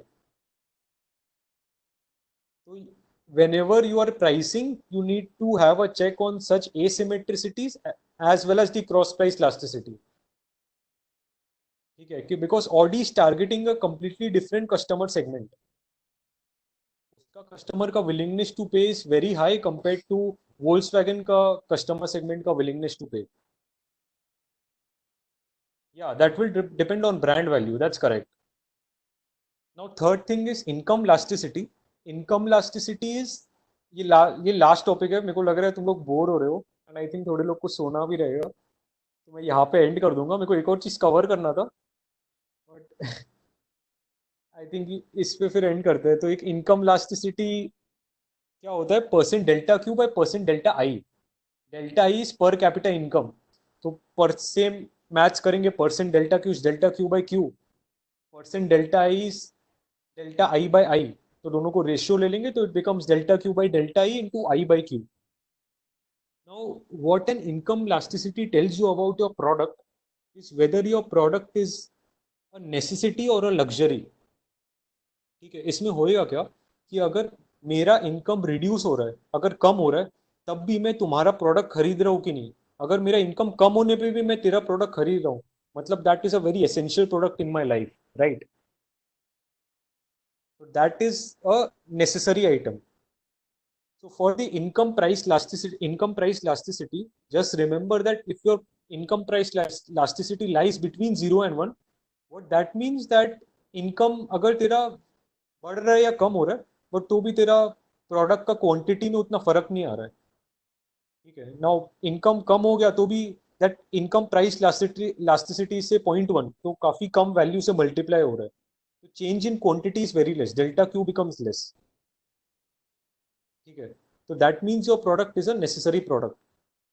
But in case of let's say E is greater than 1, then your product is a luxurious item, तो अगर इनकम कम हो रहा है then maybe I may not buy your product, तो delta Q में sufficient change आएगा। यहाँ तक सबको क्लियर है क्या? Price elasticity, cross price elasticity और इनकम प्राइस इलास्टिसिटी।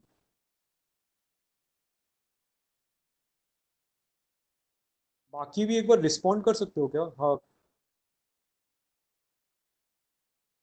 यहाँ पे किसी को भी कोई भी डाउट है तो प्लीज पूछो। एंड यहाँ पे सेशन एंड करना है क्या? मतलब मेरे को ऐसे मेजोरिटी व्यूज चाहिए। अगर किसी को कहीं जाना है, बोर हो रहे हो तो आराम से एंड कर सकते हैं। तो ऐसा कुछ नहीं है कि कोई बुरा बुरा मानेगा। मतलब ऐसे भी 1 आवर आई थिंक 20 मिनट्स का सेशन हो गया। लास्ट में को एक net present value analysis cover करना था, उसमें आई थिंक और हाफ एन आवर लगेगा। बट ये पूरा टॉपिक खत्म हो जाएगा, बट और हाफ एन आवर लगेगा। तो अगर किसी को नहीं, अगर मेजोरिटी के साथ में जाऊंगा, ऐसा कुछ नहीं है कि आज ही खत्म करना है तो खत्म करने के लिए खत्म करेंगे। तो चैट पे एक बार लिख लो यार, मतलब यहाँ पे पोल कर सकता हूँ क्या? अच्छा, चैट पे लिख सकते हो क्या? एक सेकंड में क्वेश्चन बोल रहा हूँ। शल आई कंटिन्यू? यस नो डाल दो यार, काउंट करके फिर अपन वैसे कर लेंगे। ठीक है, कल भैया कल। यस, अच्छा। एक, दो, तीन, चार, बाकी भी डाल दो। रामायण चल रहा है। पाँच और भी डाल दो यार, चलेगा। छः, पाँच हो गया ना? तू 2 बार डाल दिया क्या पोल बढ़ाने के लिए सृष्टि? पाँच, छः। यार इक्वल है यार, 6 और 7 का है। ठीक है, जिसको जिसको जानना है दे कैन लीव। एटलीस्ट मैं 7 जन को फिर बता देता हूँ, तो may be they can teach you guys afterwards. क्योंकि मेरा मन है कि मैं next session value based pricing के लिए, जिसको जाना है वो जा सकते हैं, बट जो रह रहा है उसको मैं बता देता हूँ। ठीक है, तो ये, हाँ, अब हम लोग लास्ट इस पे आते हैं कि drivers drivers of price elasticity नहीं। So this is actually what we will study right now. It is a part of investment management as well. कि whenever you are trying to decide कि on which project as an engineer which project should I invest, ठीक है, तो उसमें भी ये काम आता है। We call this at net present value analysis. तो let's say कि यार today I am giving $100,000 or say 1 lakh rupees, and after 1 year I would get a revenue of 2 lakh rupees. This is my first project. मेरा first project का all the engineers did an analysis, and as a manager they came to me and they are telling me, okay, today if we spend 1 lakh, after 1 year we would definitely get 2 lakh rupees. This is one of the projects which we need to opt for. Then we do have a second project. What the second project is about is that if we invest 1,20,000 today, we would be getting 2,50,000 in 2 years. Now this is a decision which I need to make. Which project should we invest in? Now, how do we compare the project that is giving me revenue in 1 year with respect to a project that is giving me revenue in 2 years, and the revenue amount is also different? So the concept is very simple. You just think of the compound interest which you might have learned in class 10. So for example, I am having 100 rupees. I go to a bank, I invest it in a safe deposit account, and I'm getting 10%, say 10% interest. On the higher end, I'm getting a 10% interest. So after 1 year, it would be 110, right? Now, I were to, so in net present value analysis, for all the future cash flows, I find out कि यार 1 साल बाद जो पैसा मेरे को मिलने वाला है, वो पैसा का आज क्या वैल्यू है। So what I do is that 110 मान ले मेरे को परसों मिलने, 1 साल बाद मिलने वाला है, और अभी मेरे को पता है कि बैंक का रेट ऑफ इंटरेस्ट 10% चल रहा है, तो मैं क्या करता हूँ, 100 and some quantity x multiplied by 1.1, that is 1% principal amount plus the 10% rate of interest, 1.1 will give me 110. So 110 by 1.1, that is the present value of that future cash flow. ये सबको क्लियर है?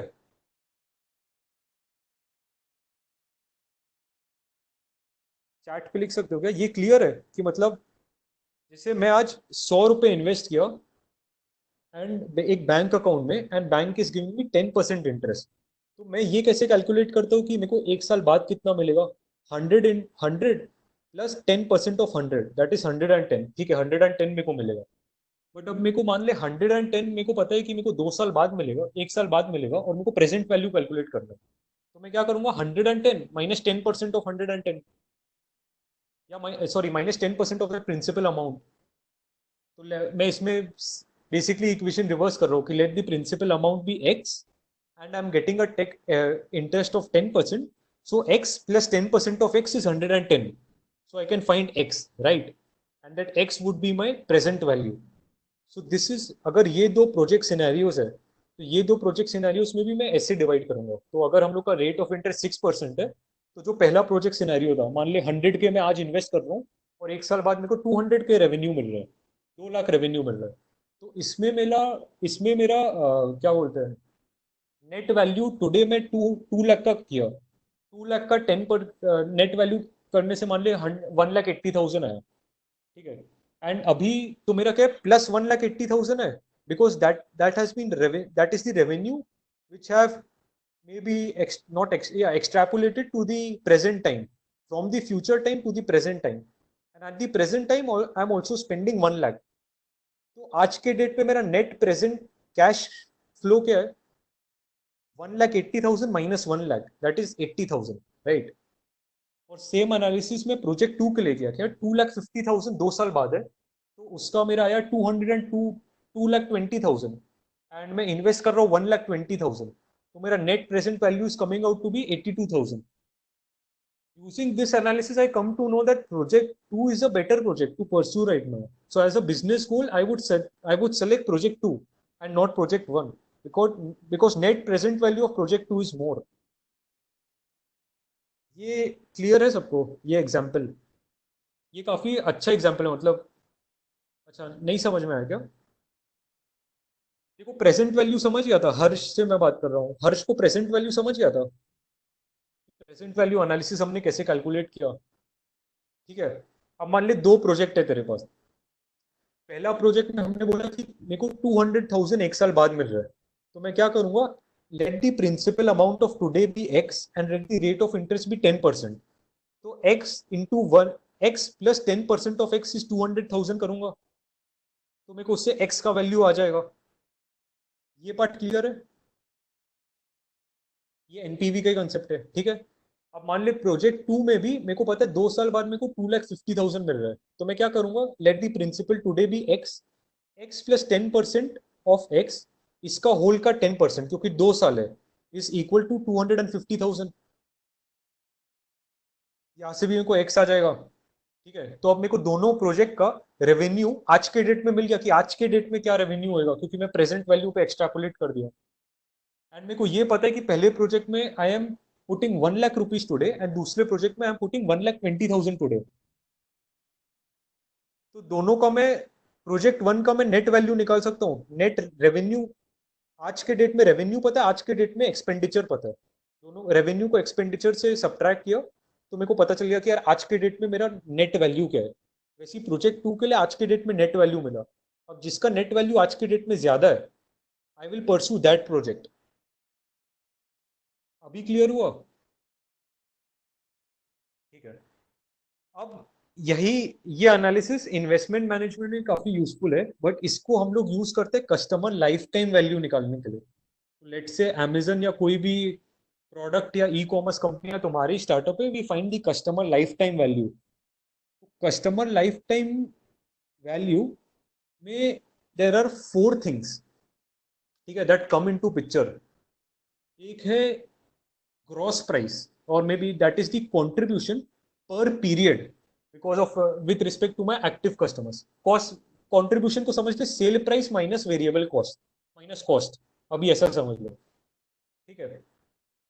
अब ये मान ले कि एक होता है कैपिटल आर, वो होता है रिटेंशन स्पेंडिंग. कि अब जैसे Harsh is purchasing a product from Amazon, ठीक है. हर्ष ने अमेजन से एक मोबाइल परचेज किया.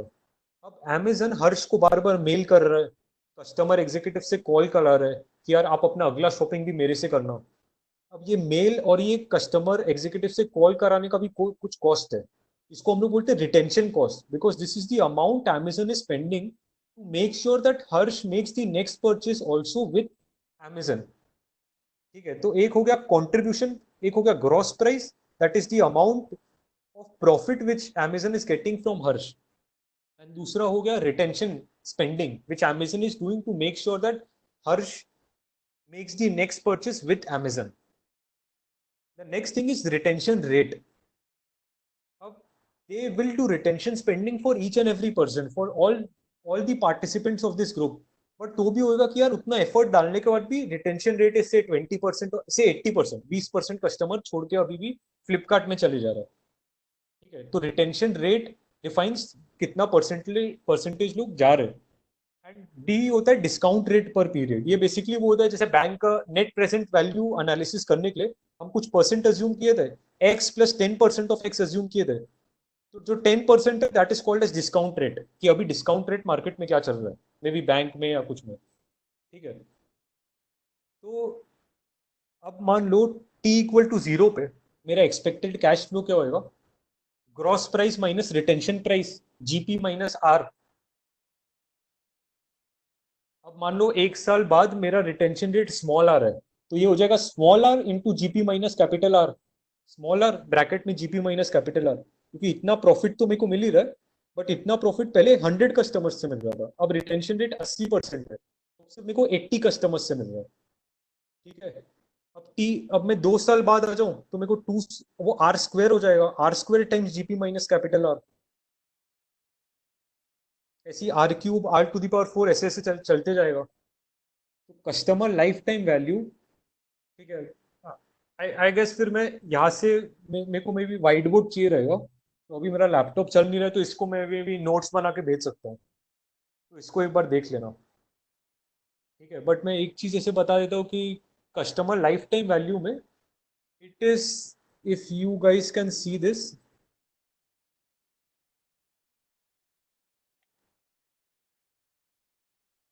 ये फॉर्मूला दिख रहा है क्या, एक सेकेंड.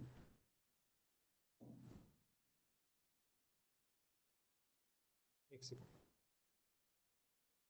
ये फॉर्मूला दिख रहा है क्या सबको, CLV वाला.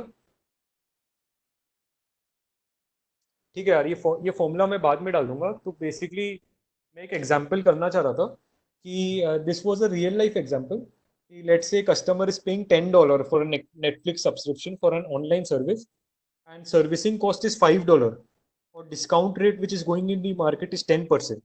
एंड नेटफ्लिक्स के पास जो डेटा है दैट शोड टू अस कि they have 30% retention rate in the first year and 80% retention rate in the second year. This is the problem. Or Netflix has to decide as a business goal whether they should increase their subscription charges from $10 to $15. और ये भी पता है कि अगर $10 to $15 increase करेंगे तो retention rate decrease हो जाएगा. पहला साल में 20% होएगा, दूसरा साल में 50% होएगा. तो ये प्रॉब्लम था, बट आई थिंक अभी तो ये प्रॉब्लम करने का मन है क्या, मतलब इसमें थोड़ा कैलकुलेशन है. सबके पास पेपर पेन होगा तभी कर पाएंगे.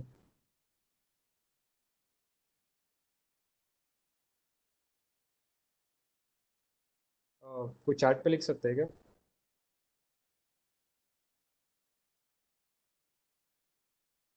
अभी कल, ठीक है कल करते हैं फिर, आई थिंक सब लोग कल कर रहे हैं. बट ठीक है, आज का सेशन का यार मेरे को फीडबैक देना कि मैं और ऐसे कैसे इम्प्रूव कर सकता हूँ. मे बी मेरे को 3 सेशन लेने का मन था कि मैं तीनों प्राइसिंग स्ट्रैटेजी कवर कर पाऊँ. तो आज में क्या कुछ समझ में नहीं आया, काफ़ी अच्छी तरह से बना के भेज सकता हूँ. ऐसा बताते रहना तो मैं नोट्स भी ऐसे अपलोड कर दूंगा. ठीक है, एंड फीडबैक देते रहना कि मतलब कैसा सेशन था, तो उससे इम्प्रूव हो सकता है. ठीक है, तो I stop the meeting right now. अब सब जा सकते हैं, मतलब मैं वेट कर रहा हूँ. I should be the last person to. हाँ, you guys can leave.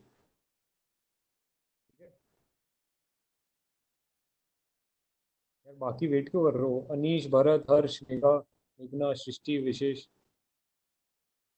It requires extensive math, अगर नोटबुक है तो फिर रुको.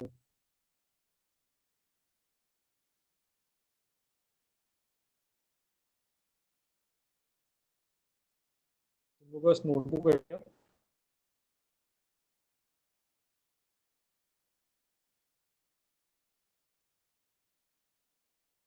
अरे कोई माइक्रोफोन ऑन करके बोल सकते हैं क्या कि नोटबुक है, तब तो मैं कंटिन्यू करूँ.